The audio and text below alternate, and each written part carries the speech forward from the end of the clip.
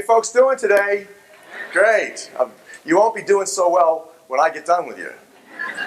But no, seriously, it's very, very difficult. Actually, it's a wonderfully easy act to follow Pastor John and Danny because you see, when they preach the gospel of the Lord, that's a very easy act to follow.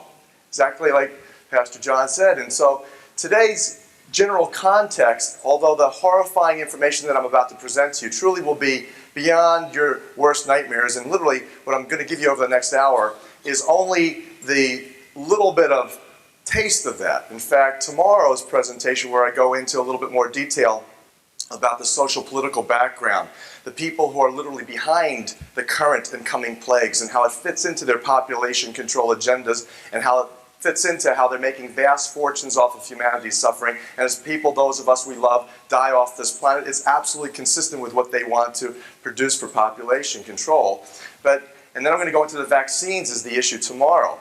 But you see, all of this horrifying reality we absolutely can and must hold in a greater context of love, of God's presence. In fact, this is God's plan, and when you recognize that, it takes on a complete different perspective. It doesn't have to be this intensely heavy thing. But if you have eyes to see and if you have ears to hear this truth, which is the most painful and disturbing, horrifying reality that I think humanity could ever come to terms with, that is an example, primary example of man's inhumanity towards man. It couldn't get any worse.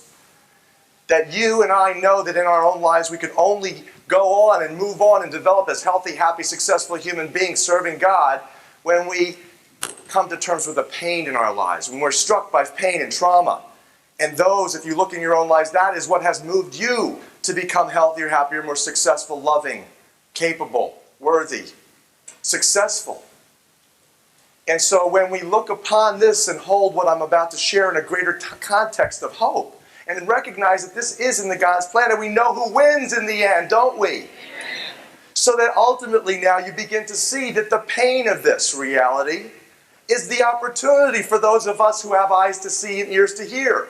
And that we can deliver this message to our loved ones and our friends. And if they, like we, have eyes to see and ears to hear, then they will be among the 144,000 that gives promise to the millions who will survive the current and coming plagues as predicted,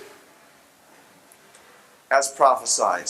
In fact, in my opinion, undoubtedly, we have entered into the Great Tribulation, and it is here now, as is God's presence more than ever before. And there's two questions that right off the bat I'll ask you, just to prove my point. And I'm going to ask for a show of hands, and you look around this room, and you see whether or not what I'm telling you is true by your experience. Number one, how many in this audience, this is to prove that the great tribulations are here, the great plagues predicted are now. How many in this audience know people in their own circle of family or friends who, over the past several years, have developed strange immune system-related disorders, or weird cancers with no family history of that type of cancer? Raise your hands high and let's look around the room, folks. Do you see almost 40% to 50% of the people's hands raised? Now that's despite the fact that some of you wouldn't raise your hands if I paid you $1 million. Okay? So the plagues that were predicted are clearly here. And tomorrow we'll go over the incidence of cancer and the related chronic fatigue immune dysfunction and Gulf War syndrome and these types of illnesses that are associated with the contaminated vaccines and who's behind them. Next question, to show you the presence of God, and this is all perfect, and there's no accident that you're here today to hear this. How many of you in this audience over the past year have felt an extraordinary presence of God in your life? An extraordinary increase in your intuitive connections and your ability to hear and be guided, so that in the dark times you will be guided to literally, like Pastor John says, to have bread on the table and food on a daily basis? And that when you put God in front of your life as your number one priority and your family second, that everything is cared for? And that the intuitive, strange experiences in your life, all of a sudden, like I'm meeting Danny Viero, like I'm meeting various other people, the serendipitous or the synchronous experiences? How many of you raise your hand if you have seen an increase of that in your life over the past several months? Please raise your hand and look around this room, folks. Again, you're looking at 50% of the room with their people's hands raised. See, it's no accident that we are now faced with the current and coming plagues, and it's no accident that God's grace and presence, His gifts, are here to guide us through this darkness, if we have ears to hear and eyes to see the truth. So, with that, let me just share with you quickly how I got started. You would never imagine this. In 1982, when I was finishing up my Harvard Master's in Public Health, and I was asked, would I like to participate in educating gay folks and others about this thing called gay-related immune deficiency. This was before it was called AIDS. And I said, nah, I don't want to deal with that disease at all. I don't want to think about that at all. Here I am, 15 years later, 16 years later, and what am I doing? Traveling around the world, telling people about the man-made origins of AIDS and Ebola. How did that happen? Clearly, in my experience, it has been an incredible gift, God's blessing, wherein God literally said to me, although I didn't know necessarily it was so clear God at that time, I was working over here. My favorite area of research and teaching was in self-care, healthy human development, motivational psychology, teaching people, like Danny does, how to take better care of themselves, boost their immune systems. So I was really into that. I love that. That's my favorite thing. And one day, kind of like the miracle happened, where there was a crisis, and I was the right person at the right time. It was the 1990, July 27th. 1990, when the case of the Florida dental AIDS tragedy hit the press. You remember the case of the Florida dentist who infected his patients with the AIDS virus? And 3 years, at that time, I was serving as the world's leading dental and medical catalog supply company's chief professional advisor. And my background was in media, health education, health promotion, fear, because I worked on dental phobia reduction therapy programs, behavioral therapy programs to allay people's fear going to the dentist. And I've been a dentist for 16 years, and health education, and media, persuasion, technologies. And here the media was making so many people afraid to go see their dentists in the wake of this case. So I was asked, I was told, I was given the job, opportunity to develop patient educational literature to help allay people's fear of going into dental medical practices. So I started to research. The Centers for Disease Control's official investigation reports in the case, I first found them to be scientifically questionable. I then found them to be scientifically bogus, and then later found them to be fraudulent. They had literally covered up, deleted the most incriminating evidence against the dentist, who I had to conclude after 3 years of studying this case and publishing 3 scientific reports, literally having to go out of the United States to publish, because the American Dental Association, American Medical Association wanted to maintain a cover-up. And I wrote a book that was based on those 3 scientific reports called Deadly Innocence, my 9th book, wherein I had to conclude that the dentist, based on all the evidence, using the FBI's own behavioral science literature, how they themselves investigate and evaluate these types of cases, that this dentist, scientifically trained, military dentist for much of his career, very intelligent dentist, believed that he was dying of a virus that the government had created. They covered that up. He believed that they had intentionally injected this virus during a 1978 experimental hepatitis B vaccine that was given to a lover of his that he had in 1985. And that's how he got infected.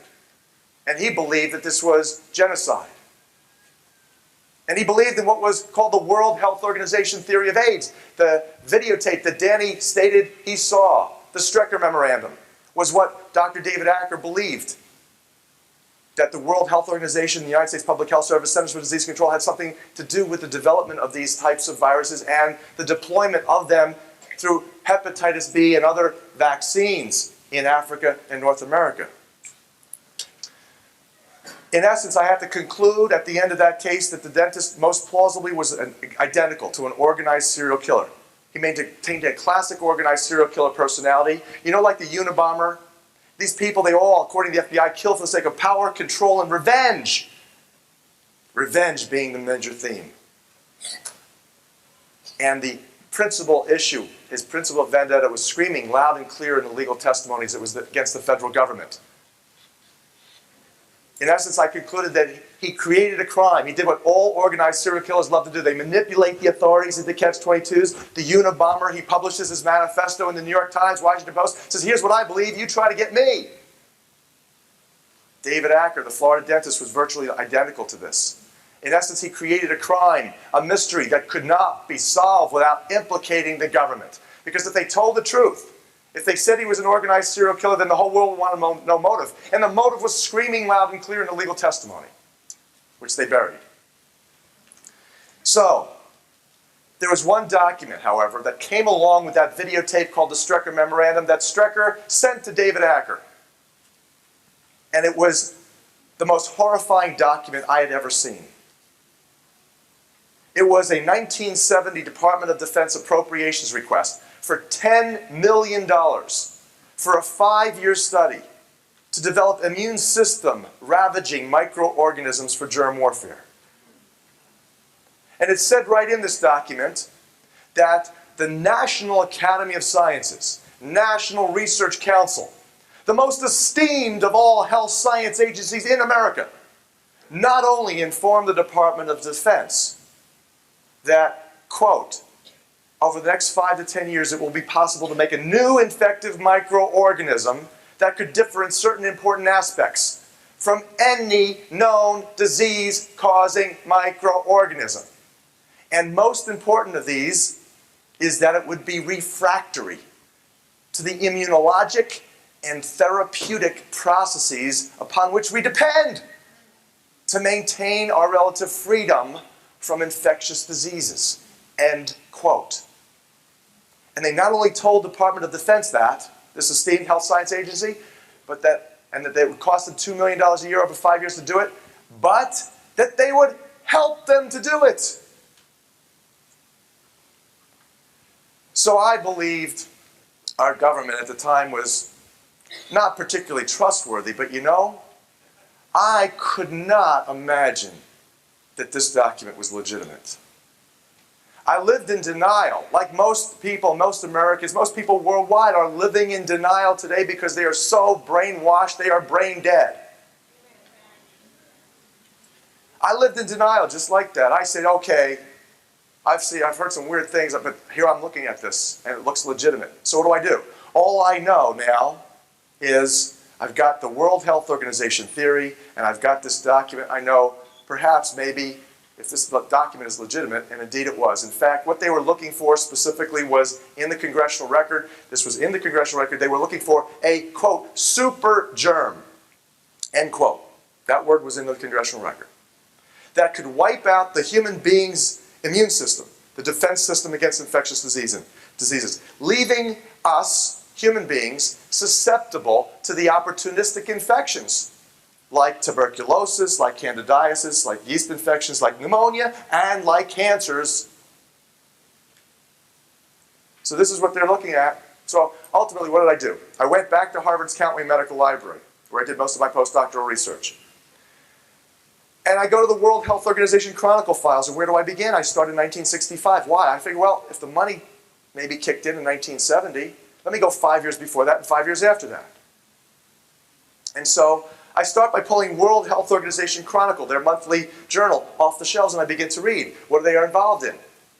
And I was surprised, as a public health professional who, over the previous 5 years, had 4 times presented scientific papers at the American Dental Public Health Association meeting, I knew very little about the World Health Organization. Astonishing.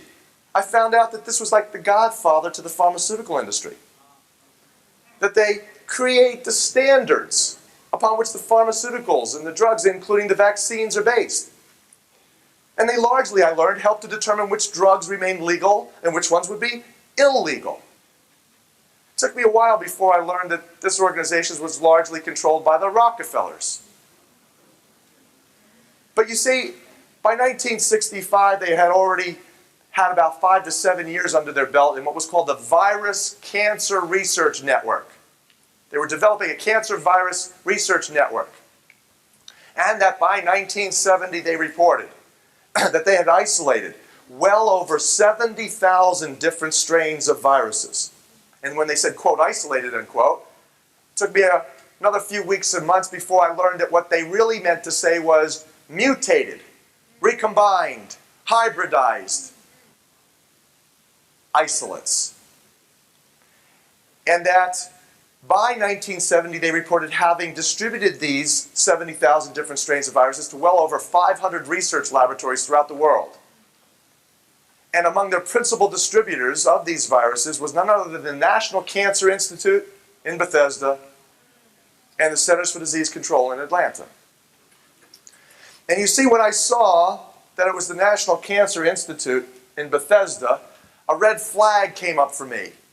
If you folks want to dim the light or turn this light off, just if that's not too much of a problem, just for a couple minutes while I talk about a little bit of the slides. You see, this is the home of the infamous Dr. Robert Gallo, who allegedly discovered the AIDS virus in 1984. You remember this? This was what prompted the French-American AIDS fracas. It was turned out that within weeks of Dr. Robert Gallo and Margaret Heckler announcing Dr. Gallo's find, a feather in the cap of American medicine, doctor at the National Cancer Institute, Dr. Robert Gallo, discovered the cause of AIDS. It's a virus. Then the United States patented everything having to do with AIDS virus research and testing. And then France ended up suing the United States when shortly thereafter it was determined that Gallo stole Luc Montagnier's virus from France. And France ended up suing the United States. It was resolved about a couple years ago when, around the same time, President Clinton pardoned Robert Gallo for scientific misconduct.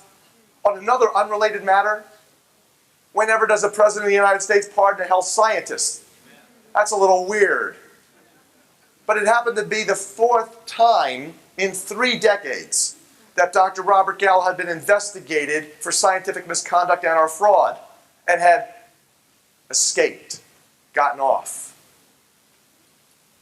So I immediately began to suspect Dr. Robert Gallo. I said, well, maybe I should go see what Robert Gallo was doing between 1965 and 1975. And so I go back and I look up Gallo in Index Medicus, Harvard's County Medical Library. What you see here is one of 6 pages. It's called the Scientific Literature Review that I've reprinted in the book Emerging Viruses, AIDS, and Ebola, where there was nothing in 65 that Gallo published. There was nothing in 66. 67, there were 2 publications. 68, there were 4. 69, there were 2. 70, there were 3. And 71, there were 8. Aha, just a coincidence, you see, that as the money kicked in for the Department of Defense, Robert Gallo's laboratory output more than doubled. Coincidence? Maybe, maybe not. And I began to read. And what were these people writing? Well, they were studying things that are very suspicious indeed. Here, this is from the journal Nature. By the way, because of what I am telling you, you also know to be so unbelievable.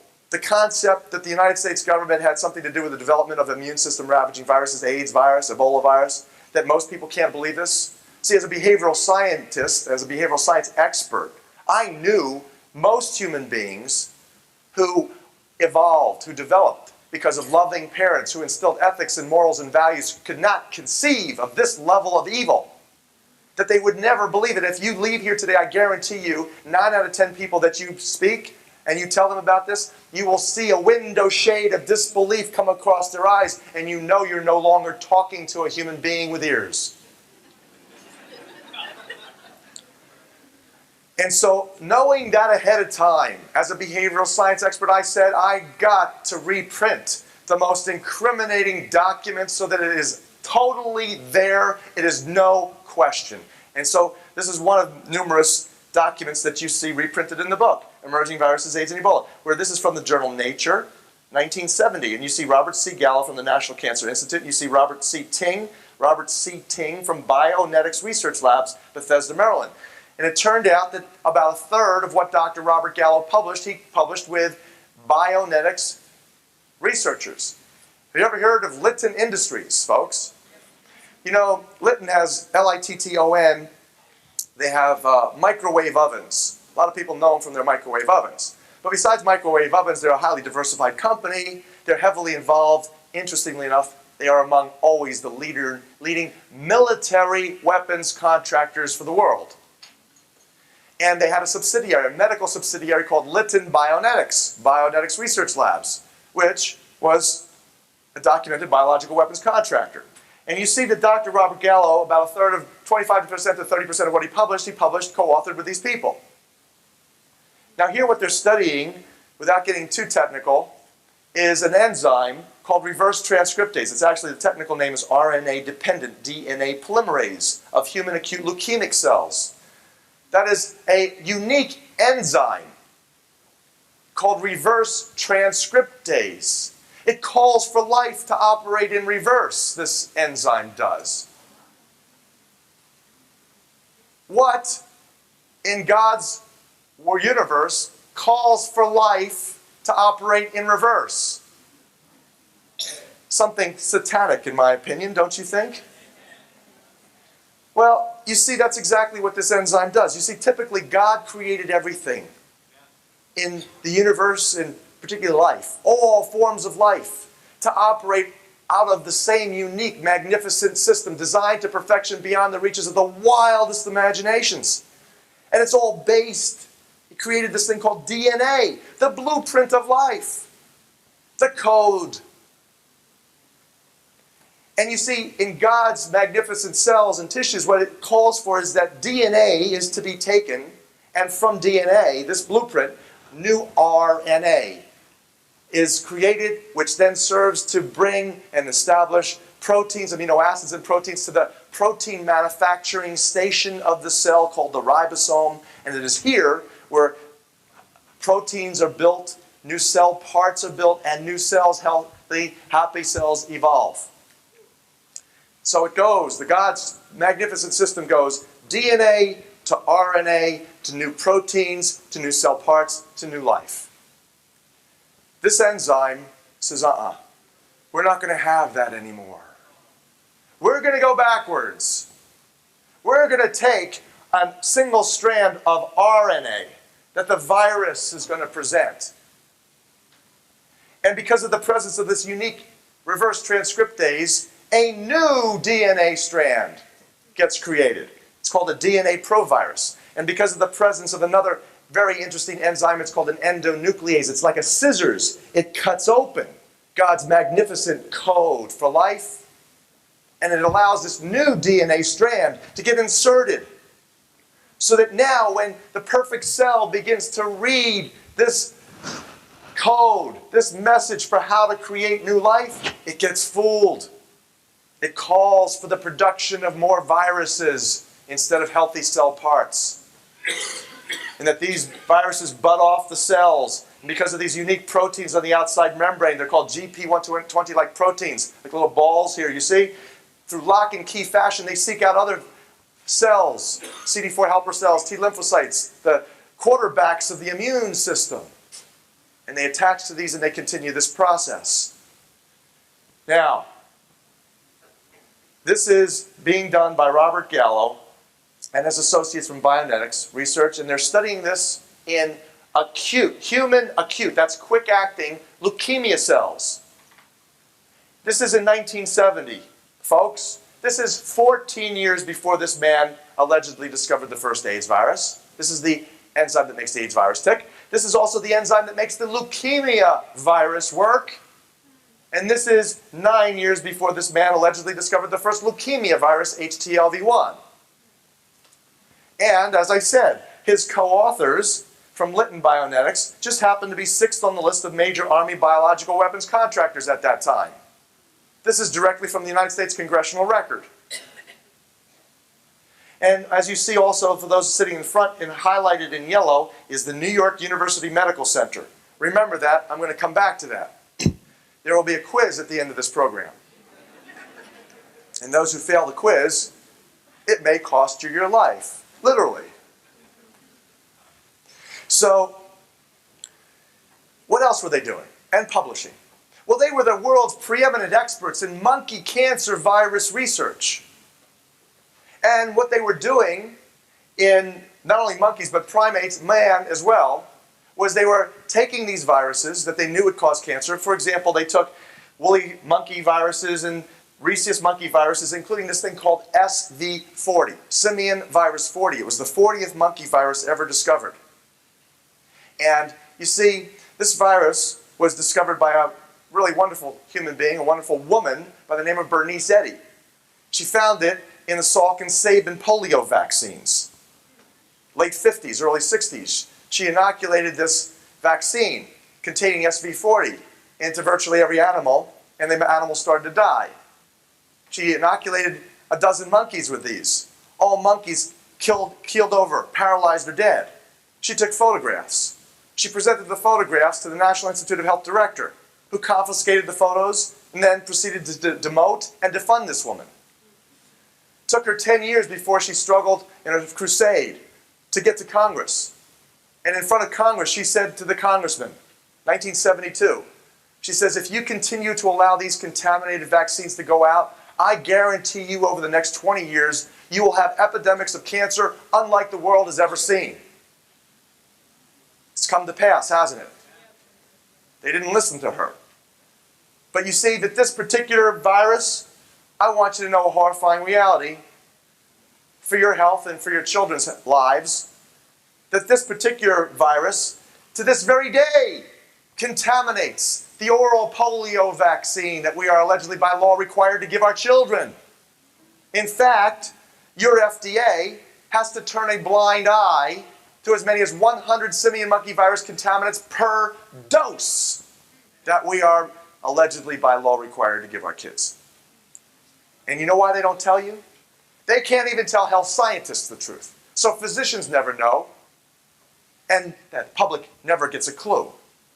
The reason they don't tell you is their hands are tied by proprietary laws and non-disclosure agreements placed upon them by the pharmaceutical companies. They are muzzled by the drug makers. So they were taking this end, they took this virus, they took a number of other viruses, and they took human lymphoma viruses that they knew would cause cancer of the lymph nodes. And they began to recombine these with virtually every animal cancer virus known. Their favorite ones to work with was the feline leukemia virus RNA. This caused a whole laundry list of symptoms virtually identical to what AIDS patients suffer from. By the way, if you're a cat lover out there and you've lost cats to feline leukemia, sorry to tell you that the experts at the time said also, feline leukemia is man-made. They were recombining cat and human viruses, and they were doing all sorts of bizarre things. They also, their other favorite one to take was chicken leukemia sarcoma virus RNA. That caused wasting, immunosuppression, and death. And so you see when they were around here with this mutant hybrid, in order to get this to jump species into humans, it still needed another major mutation.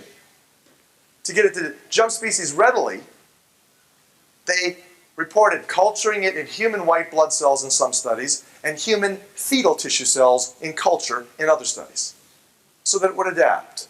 It would develop those unique proteins on the outside membrane called GP120-like proteins, so that it could attach to the human cells, be carried across the cell membranes, enter the gene of the cell, and then do virtually everything that the AIDS virus does. Now, they not only reported that, they reported where they presented that work. Some of it was reported in Mol, Belgium in 1970 in front of NATO military scientists. So when I had the great fortune and privilege, blessing of becoming the first investigator in the history of the esteemed International AIDS Conference on July 10th of last year, to present and defend during a scientific session a paper stating that these viruses, HIV and its relatives, are undoubtedly man-made laboratory creations. You didn't hear about that, did you? No. Interestingly enough, we had put out press releases, we put out copies of the paper, we had invitations to all of the media, all the Canadian media, all the American media. The Canadian media showed up en masse. I made it on every news radio station in Canada, every wire service in Canada, every newspaper, including the conservative Globe and Mail, carried at least short stories, some feature articles. CBC, Canadian television, filmed me, but they never showed it. But you know what? No one from the United States news media came. So if you think today that the American news media is not largely controlled, I think it's time that you have your brain examined. Right. But anyway, I had the privilege of presenting this research in front of some of the world's leading epidemiologists and AIDS experts and virologists who came to my presentation, many of them. And so they were arguing with me. Some of them said, well, so what, Dr. Horowitz? So were working on reverse transcriptase at that time. That doesn't mean anything. I said, okay, I can appreciate that. And I showed them the congressional record. And they said, oh, that is interesting that they're 6th on the list of major Army biological weapons contractors. And I showed them the other material that I just showed you about combining monkey viruses and cat, and they said, oh, that is very strange. How do we know you're not telling us falsehoods? How do we know you're not making this up? I said, well, if you truly are interested, you can look up my references, which I have both in the book and in this paper. You can look it up for yourselves. And I said, but I might save you the time. And I then handed them a government document, which explains exactly what I'm about to show you here. And I said, you read this. And then he answered me this question, whether or not you think this might be risky to humanity. And I'll ask you the same question, and you see how you vote. Here's what they're doing. Besides biological weapons contractors, they are also working under the cover of National Cancer Institute research. They're also investigating whether viruses cause cancer in humans. They weren't sure, or at least they said that they weren't sure. I suspect now they were pretty sure. They also wanted to study whether vaccines could prevent viral-induced cancers. And here, in this particular study, they were looking at whether they could diagnose these viruses in the human tissues early in order to prevent them. You know, like breast screenings or pap screenings, pap smears, where if you identify a problem early enough, you can perhaps save a life. Hey, we can't fault these folks for doing that type of research. But here, the question is, do you think this type of research is risky? To begin, to develop an alternative approach for the detection of possible human leukemia viruses. They begin with a mouse sarcoma virus that caused sarcoma cancers in mice. And they recombined it with a mouse leukemia virus to create a mouse leukemia sarcoma virus hybrid that they then inoculated into healthy cats to get it to jump species from mouse to cat. Now they had a mouse leukemia sarcoma virus that was infectious for cats, which they then inoculated into a cat suffering from feline leukemia, cat leukemia. And you know what? Success! It worked, they reported. Next step, they report, take the same mutant hybrid, culture it through human embryonic cells, and then get it to jump species, therefore, to humans, and then try it on a human being suffering with leukemia. Now, how many of you, raise your hands if you think that this might be risky to the human race? Raise your hands. Okay, well, we got 100% in that question.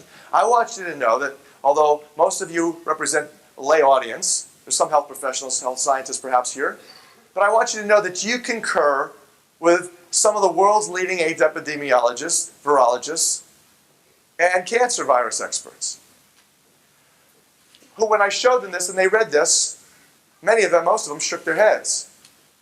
Some of them said, this is extremely risky. Some of them said, I can't believe they were doing this. This is mad. So this is what they were doing.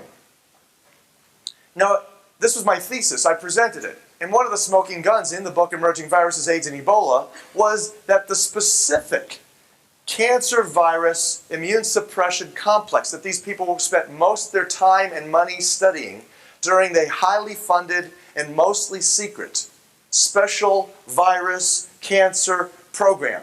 Those of you who have been in the military know the word special means. It means covert, secret, virus cancer program.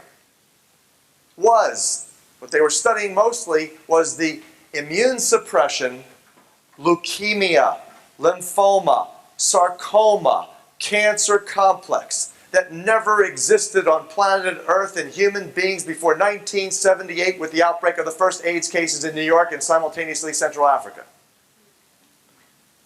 So that is one of numerous smoking guns that we have. But you know, when I presented this work, I had a story to tell you. Kind of a very fascinating story, a little bit disturbing.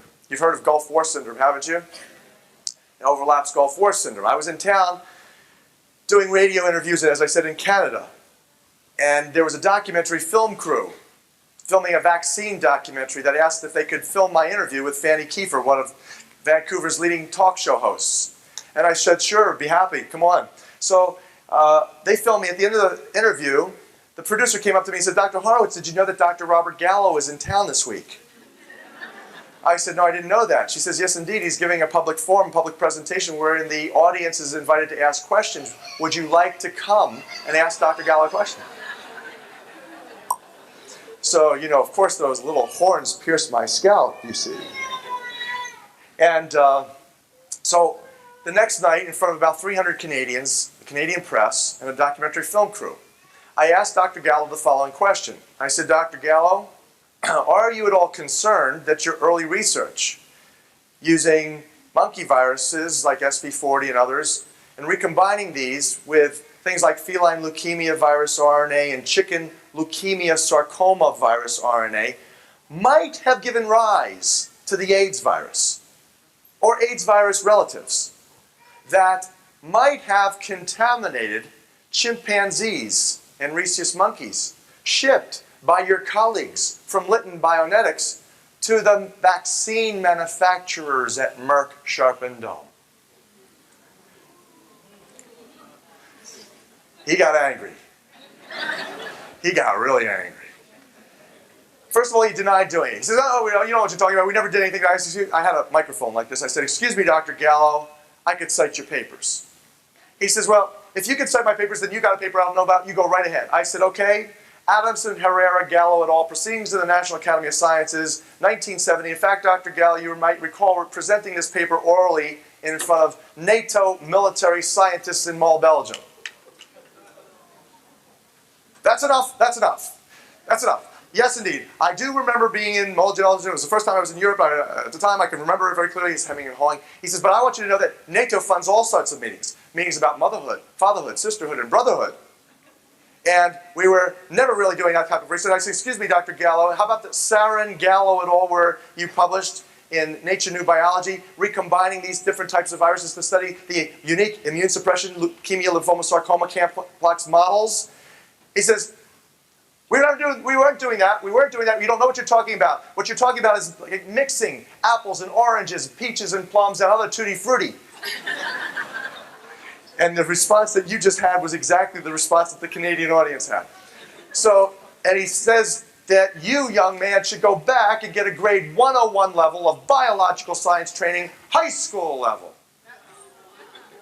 And with that, the Canadian audience applauded, and I sat down. Well, a couple minutes later, of course, Gallo apologized to the audience. He said he had a low-grade fever that day. He wasn't feeling well, which is a standard public relations ploy when you lose your cool big time.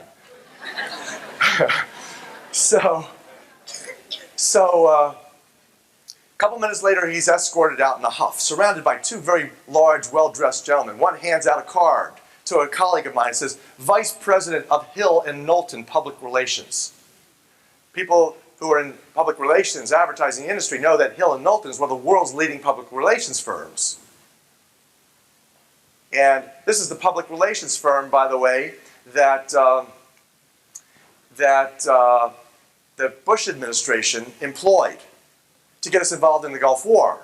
Because we, as Americans, patriotic Americans included, we don't like sending our troops off to foreign lands to die. So we need persuasion, you see.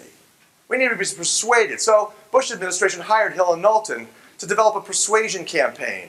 And their first commercial on the air was where they got a Kuwaiti prince's niece, and they filmed her lying, saying that she witnessed Saddam Hussein's elite guardsmen torturing and maiming babies and pulling them from incubators and throwing them out of windows. And we Americans, aghast, said, this is disgusting. How could they do that? And then public opinion for the war rose, and Bush said, this aggression shall not stand. And then they inoculated 700,000 of our finest men and women to go off. And a few years, a little while later, many of them come back. 200,000, 300,000 of them come back with Gulf War syndrome. Approximately 20,000, 30,000 perhaps already have died. Many of their children have been born without limbs. It's in spreading. And so you see that counterintelligence propaganda it was only found afterwards that Hill and Knowlton had lied, that this was a whole lie. It was a complete hoax. Never happened. But you see, counterintelligence propaganda like this runs with two basic techniques. One is the technique of giving you, let's say, 80% of the truth, peppered with 10 to 20% of lies or disinformation, or 10% to 20% that they leave out, that if you had that 10 to 20% of the most important facts, it would present a completely new picture of what the real story is. So, what's the 10 to 20% that they're not telling you here? Well, here's what they're not telling you. You see, first you have the Pentagon denying. Pentagon denying that they would be suffering from anything, these people. Then, when they couldn't deny it any longer, they said it's in their minds, post-war stress and fatigue. And then when they couldn't deny that, and pictures of the chemical waste dump explosion started to come out not in the mainstream media yet, but they felt pressure. They had to come out with some other story. So what did they tell us? They told us that physiostigmine, chemicals, drugs, organophosphates, these people were given new drugs, new chemicals that were combined for the first time and caused side effects. And then the Pentagon, after more information started to come out, and they realized that they had these records. They were supposed to be holding records of the chemical and biological exposures over in the Middle East that the troops sustained. And that, interestingly enough, many, if not most of those records were blown up during the Oklahoma City bombing. And you see that now the CIA had to get involved. Rather than tell that horrifying reality story, the CIA comes along and says, no, no, no, the Pentagon is covering up. And what do? They tell you, look over here, mirror, smoke and mirror over here. What are they covering up? What they're covering up is that the troops were exposed to chemical and perhaps biological weapons as the Scud missiles were being blown out of the sky by the Patriot missiles. It was raining down on these troops, and when they blew up the chemical dumps, the wind carried the exposures. And that's what the CIA says. The Pentagon's covering up, and the Pentagon's saying, no, no, no, the CIA doesn't know what they're talking about. And neither one is telling you the fact is that vaccines, contaminated vaccines, were most plausibly the originator of Gulf War syndrome. Why? Because it's the only thing that explains why some people who went over to the Gulf War arena, who got exposed, didn't get Gulf War syndrome, whereas some people who didn't go over there got it. Here's what happens, you see. When you're given a contaminated vaccine lot, they create vaccine lots. Some lots are more contaminated than others. Some doses of the contaminated lots are more contaminated than others. So if you just happen to get a contaminated dose, then guess what happens to your immune system? Goes down. You weaken. You're susceptible to infectious diseases, susceptible to multiple drug chemical interactions. Wreaks havoc on your body. This is what they're not telling you. Schwarzkopf had let it slip one day, a couple months back in Las Vegas. He finally came out and said it was vaccines, he believes, that initiated it, and he's right. But what they're not telling you is that that vaccine, most of those vaccines, or at least many of those vaccines, were developed in by Tanox Biomedical Systems Corporation of Houston, Texas. Co-owned by James Baker III, Secretary of State under George Bush. Major shareholder, George Bush. And that they tested that vaccine in Huntsville, Texas, in the Huntsville prison population. And the prisoners developed Gulf War syndrome long before the Gulf War. And because it's an infectious disease partly, the prisoners gave it to the guards. And I was in Huntsville, Texas about 4 or 5 months ago. And the guards brought it home and gave it to their spouses. And the spouses and the guards gave it to their children. And now they're spreading it to their healthcare professionals. And this you're not hearing a word about. So these are the people that lead Dr. Robert Gallo out. And as he gets out, somebody shortly thereafter hands him a flyer on the book Emerging Viruses, AIDS, and Ebola. Wherein he sees the name, he recognizes the name, forward by W. John Martin, MD, PhD.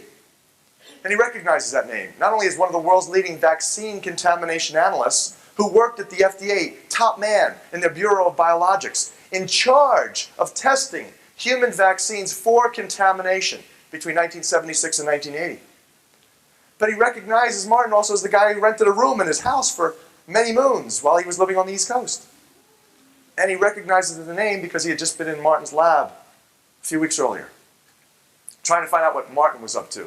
Because Gallo, you see, of taxpayer money, was given $12.5 million new contract and a $50 million research laboratory affiliated with the University of Maryland called the Institute for Human Virology. So he recognizes also on the back of the flyer, in the back of the book, the name Garth Nicholson as a colleague of his, a personal friend. Nicholson is the hero to Gulf War syndrome veterans. He's the guy who's been really at the forefront in telling the research community the truth, and as a result, he was pressured to leave his academic post at MD Anderson Cancer Research Center, where he was Gallo's counterpart, chief man in cancer virology and cancer studies. And they both worked intimately with the Special Virus Cancer Program researchers at Fort Detrick. And Nicholson wrote, "One cannot fail to grasp the explosive significance of this book and its main thesis, that biological weapons programs developed and field-tested immune system-destroying agents that now cannot be contained. A cogent, readable, and carefully documented book." So Gallo doesn't like that. He gets home. He calls Nicholson up. Now, I hear this secondhand from Nicholson.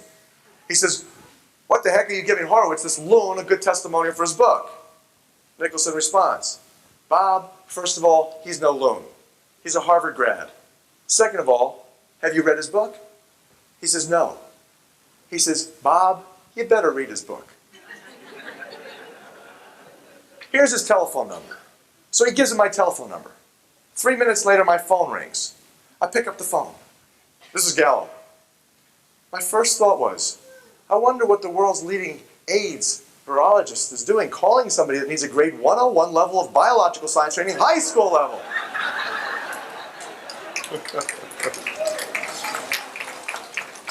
So the first thing he says is, "I want to apologize to you for what happened in Vancouver." I thought that was nice. Good way to start. He says, "I didn't know who you were. Garth's filled me in. I understand." He says, "I understand you're a humanitarian. I'm a humanitarian just like you. And I have a lot of information. I think I can help you to understand the true origins of AIDS." I said, "Oh, that's nice." I said, "I'm very open to that." So he begins to talk and tells me about his family history. I've heard it 100 times. I've read it about it. People who know Gallo have heard how he got involved in medicine. And I've got to know this conversation is going to go on for a while, so I get a little tape recorder by my phone. It's always primed and ready to go. So I said, "Dr. Gallo, do you mind if we record this conversation?" He says, "For what purpose?" I say, "For publication purposes, of course." And I found myself in the role of an investigative reporter. So he thinks about it for a couple seconds and he says, "Okay." So I begin to record about another 30 minutes wherein he lays out his chief objections to my thesis. And I want you to know, after studying those objections, they are completely and utterly bogus, scientifically indefensible, and I've got the hard documents to prove that. He would be laughed out of any scientific symposium inquiry into the issue. Next is, when I press him, because I know the theory is sound, I press him on it, and there's this thing about Gallo, everybody knows it, he himself admits it. He's got medical science's biggest ego. And he's always got to be one up on everyone.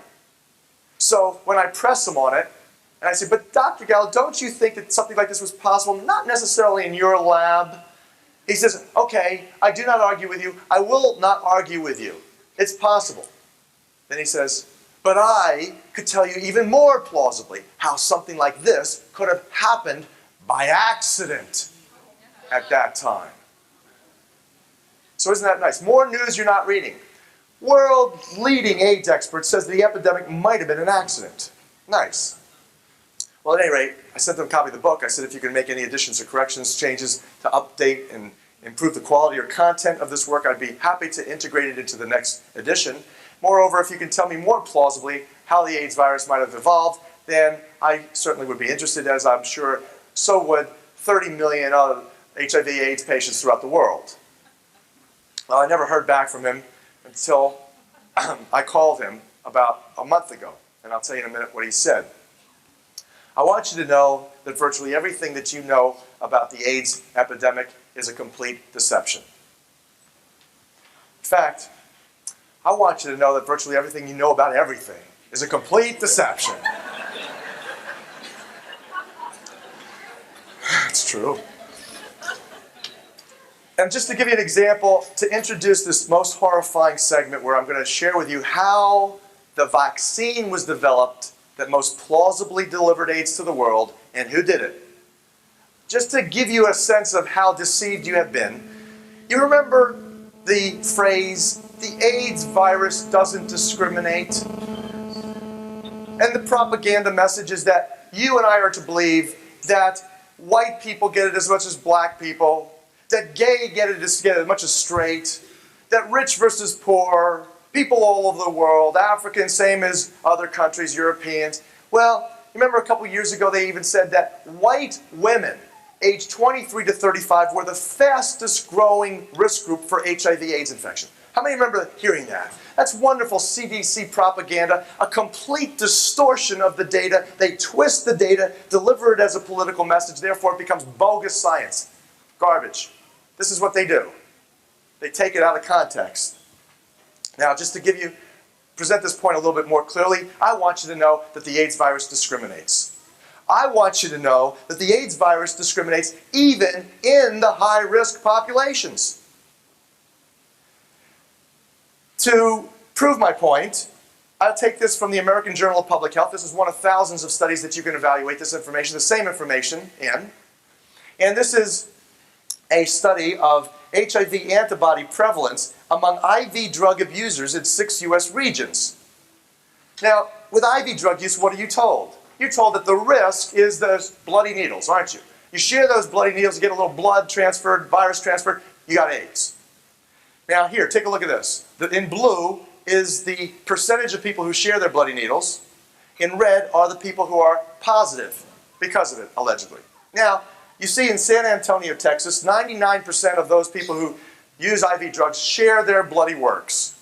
In other words, these are the dumbest IV drug users in the country. Okay? But despite that massive ignorance, only 2% carry the AIDS virus. That's interesting. You know, same level of ignorance almost in San Francisco, where it jumps up to 10%. And you see in Baltimore, Maryland, all of a sudden it jumps up to 29%. So that, you know, any epidemiologist with any remaining common sense. Now I know that in Epidemiology 101, that's one of the prerequisites. You have to give up your common sense. But anyone with any remaining common sense might think, well, maybe something strange was happening in New York. What might that be? And you see here in Denver, it drops down again. And here you have in Tampa, Florida, far smarter IV drug users, far less share their bloody needles. No, nobody's carrying the AIDS virus there. But look in New York, the Big Apple, where you've got the smartest IV drug users in the United States. They all must have gone to Rockefeller University. But despite that massive intelligence, a whooping 61% carry the AIDS virus.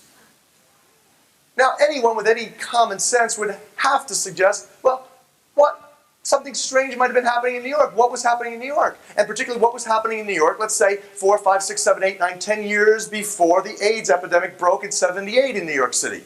But what was happening in New York? This is a United States government document. You're looking at a document from the National Cancer Institute monograph of 1974, where over in New York City you see what a square, that square is over also Central Africa, Uganda. And that square, according to the legend here, is liver cancer virus research. Liver cancer virus research they're studying. And you see herpes type viruses. There's a star. The stars are in northwest Uganda, which is where Lytton Bionetics research labs are in collaboration with the International Association for Research in Cancer. And in southeast Uganda, another star for herpes-type viruses. That's where Lytton Bionetics' monkey colonies were. And you see the same star over Bethesda, Maryland, where Lytton Bionetics research labs were in the United States. Herpes B viruses. By the way, how many of you remember late 70s, all of a sudden, you saw herpes becoming a big deal? Front page of Time and Look magazine, you said, you know, herpes is a sexually transmitted disease, and who did they blame? They blamed the hippies. You know, the love generation. And then also, herpes viruses, by the way, include simian cytomegalovirus, Epstein-Barr viruses, herpes B viruses, which now have been linked to sarcoma cancer development and definitively chronic fatigue immune dysfunction syndrome, which of course coincidentally came out on planet Earth in 1978 in humans the same exact year that the AIDS epidemic broke. Interesting. Now you're going to see how this happened. So these people wanted to study. This horrifying story goes back to 1965, when Saul Krugman from the New York University Medical Center. Where did you see that word? New York University Medical Center. Right, on the congressional record. You pass. You all fail. Another documented biological weapons contractor for the Department of Defense, Lytton Bionetics and New York University Medical Center. There, a fellow by the name of Saul Krugman, who was being paid by the Army to investigate hepatitis B viruses, which he believed, and his colleagues did too, were cancer viruses. That besides liver cirrhosis and liver inflammation, this cancer virus would cause liver cancer. So he wanted to study this in the human population. Trouble is, how many fools do you know are going to volunteer for this? Not too many. So these people covertly volunteer a very unique human population. Try Willowbrook State School mentally retarded children on Staten Island in New York. And in 1965, these people began to inoculate children at Willowbrook with these hepatitis B viruses.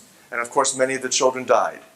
And over the 5-year period, 65 to 70, Saul Krugman and his colleagues had tried various heat-treated vaccines on these kids, and if they tried it and the kids died, their attitude was, oh shucks, we'll just have to heat it up a little bit more and try it again.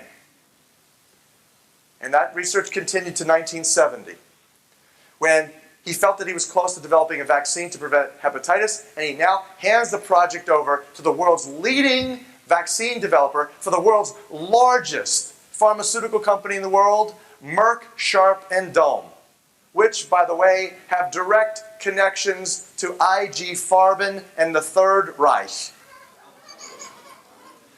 So Maurice Hilleman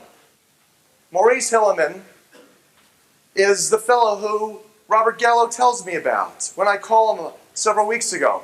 He says, after having read the book, have you heard the good news? I said, no, I haven't. He says, you know that fellow who you heavily implicate in your book, Emerging Viruses, AIDS, and Ebola, Maurice Hilleman? I said, yes. He says, well, President Clinton has just announced he's about to reward Hilleman with the Presidential Medal of Honor for his service to American medical science and military science. My response was, I'm sure Hilleman's elated. Here's Hilleman's story. So Hilleman takes over for Krugman, wants to expand the study to include 200,000 human doses of the 1974 experimental hepatitis B vaccine. To do that, you need a lot of help and a lot of viruses. So, who does he get to help him? Why, his good friends and colleagues at the Centers for Disease Control. Why, you know, those disease cowboys, those disease busters who are, you know, putting their lives on the line to help you by going to the Ebola region of Zaire and, you know, without gloves and masks. They're going through the forest, picking up animals all over the place and insects without gloves and masks, looking for the Ebola virus. Right, I'll believe that. But yet most people do when they see that on television, like CNN showed that. And they get the disease people from the Food and Drug Administration, the infectious disease people from the FDA. You know who those people are, don't you? Those are the wonderful people who want to regulate your botanicals and healing herbs and take your vitamins off the market, or standardize them at least, in accordance with now a new set of regulations coming around us from the backside through GATT treaty, from the World Health Organization, the Rockefeller-funded World Health Organization, you see, where now, a couple years ago, we defeated the efforts to take our vitamins away from us because our movie stars got involved. Well, over the next couple years, you will find that it's not going to be so easy, because this time They're going to come at you with GATT sanctions, international sanctions they will take against the United States if we do not fall into line. That's how they've done it and are doing it now.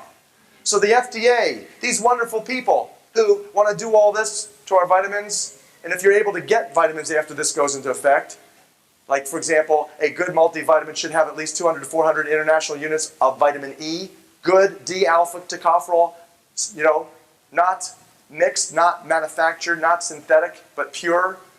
If you will get that, you will have to pay probably 10 to 20 times as much, and you'll have to have a physician, you have to go see the doctor for a signature on that. That's what's in the works right now.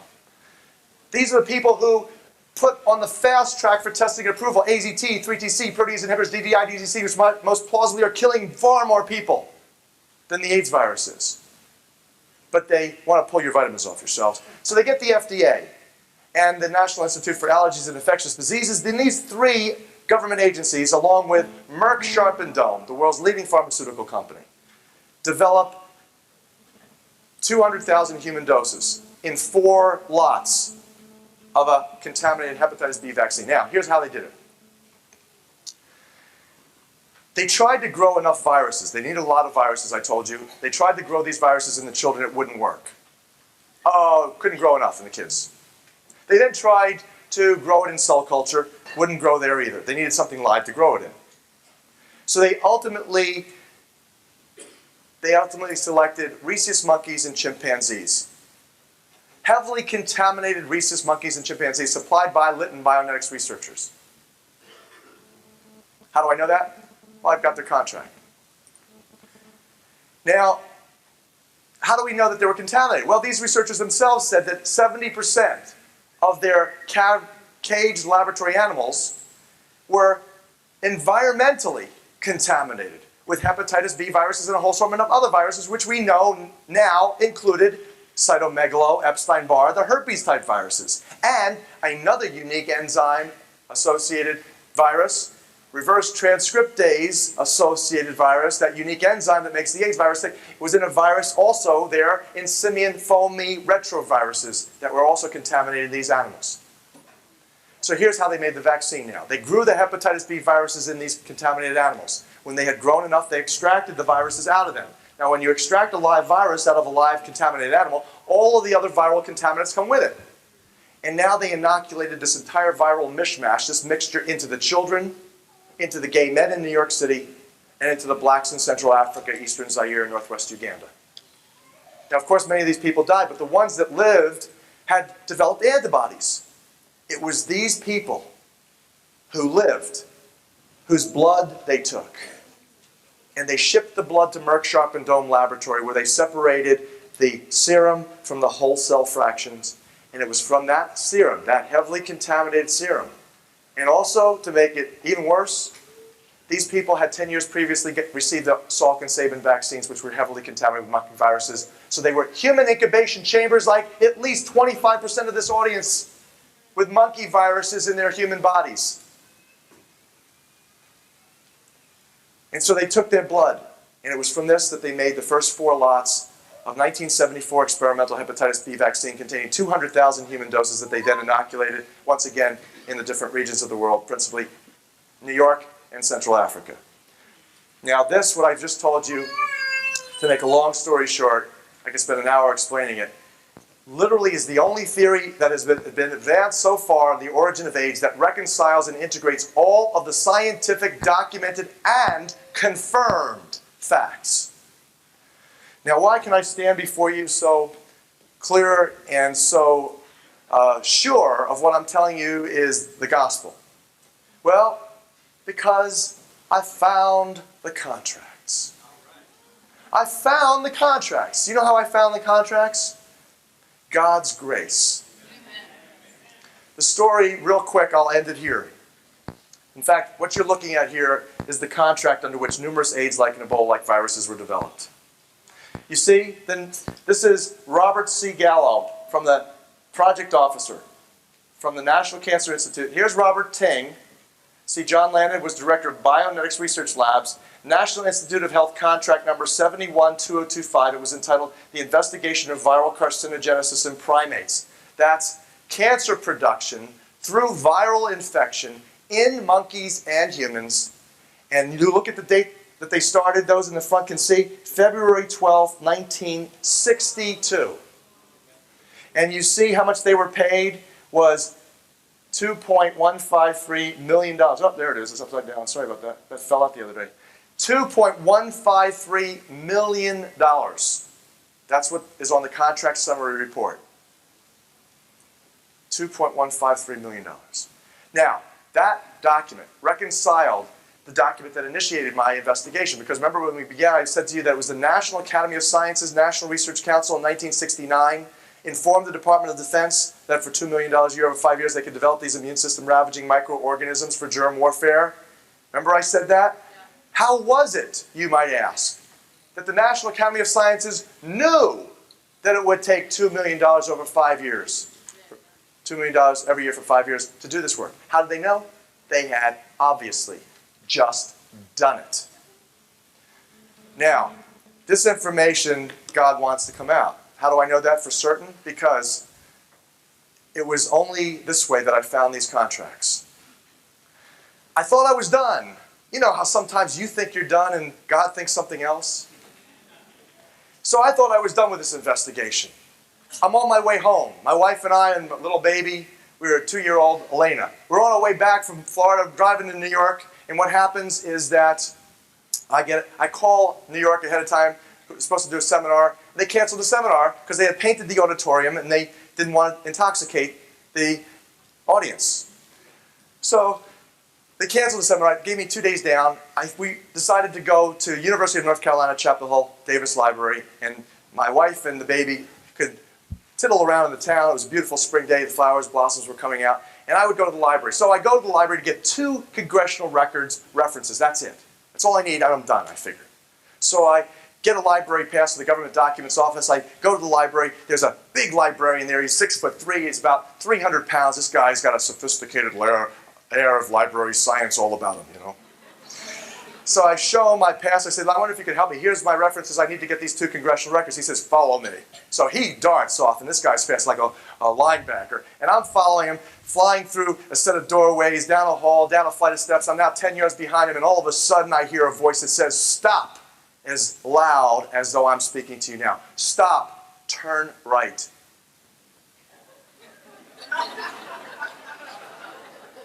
Okay.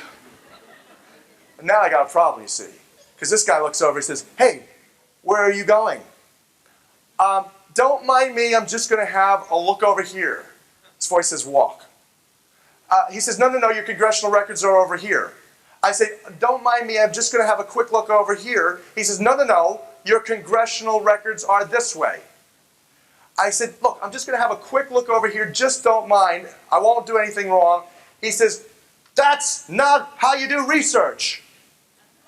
You get your citation and you look it up. I say, fine. I hear this voice say, just walk. I said, fine, thank you. I'm just going to have a quick look over here. I hear this voice say, walk. I'm walking. He says, okay. He gets frustrated. He says, okay, I'll go get your congressional records. So I'm walking. I'm following this voice. It says, walk, slow, stop. I stop. It says, turn left. It says, walk. I'm now walking down an aisle of about 60, 70 yards long, 8-foot-high stacks on both sides, hundreds of thousands of volumes on both sides. This voice says, walk. I'm walking. It says, slow. It says, slow. Stop. Look down, left, knee high. I look down, left, knee high. They're the words, special virus cancer program, project reports, 1971, pop into my face.